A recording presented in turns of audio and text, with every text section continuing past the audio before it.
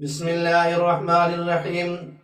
سامعین و ناظرین محترم، عید الاضحیٰ کے دن قربانی کے گوشت سے کھانے کی ابتدا کرنا، اس دن کھانے کا آغاز قربانی کے گوشت سے کرنا، اس کو بعض لوگ روزہ رکھ لینا سمجھ لیتے ہیں۔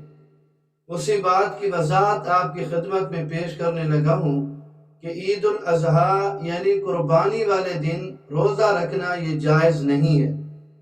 البتہ عید الاضحیٰ کے دن جس شخص نے قربانی کرنی ہوتی ہے، اس کے لیے اپنی قربانی کے گوشت سے اس دن کھانے کی ابتدا کرنا اور اس سے پہلے کچھ نہ کھانا یہ مستحب ہے، افضل اور بہتر ہے۔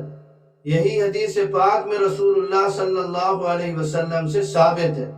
اسی پر لوگ عمل کی کوشش کرتے ہیں، اور جن لوگوں نے قربانی نہیں کرنی ہوتی، یعنی ان پر قربانی واجب نہیں ہوتی، ان کے لیے بھی کھانے کی ابتدا کسی بھی قربانی کے گوشت سے کرنا یہ افضل اور بہتر ہے۔ اور یہ عید الاضحیٰ کے دن کھانے کی ابتدا قربانی کے گوشت سے کرنا کیوں افضل اور بہتر ہے؟ اس لیے کہ عید الاضحیٰ کا دن اللہ رب العزت کی طرف سے مہمان نوازی کا دن، لہذا مستحب یہ ہے کہ ہر شخص اس دن کھانے کی ابتدا اللہ رب العزت کی طرف سے ضیافت یعنی قربانی کے گوشت سے کرے۔ اس عمل کو بعض لوگ روزہ رکھ لینا سمجھ لیتے ہیں، حالانکہ اس کو روزہ کہنا یہ درست نہیں ہے، اس لیے کہ روزہ تو ہوتا ہے صبح صادق سے لے کر غروب آفتاب تک، اور یہ تو ہے کہ جب تک قربانی کا گوشت تیار نہ ہو جائے اس وقت تک کچھ نہ کھانا یہ ایک مستحب، افضل اور بہتر عمل ہے۔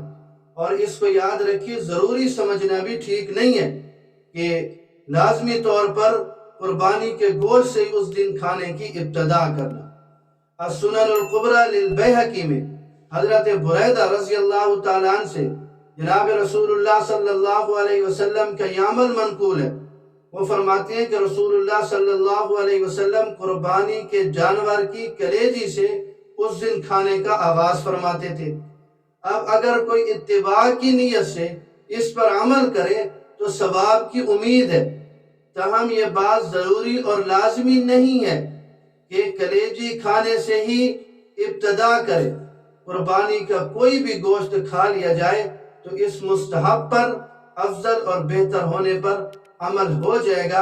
اللہ رب العزت مجھے اور آپ سب کو دین کی سمجھ نصیب فرمائے۔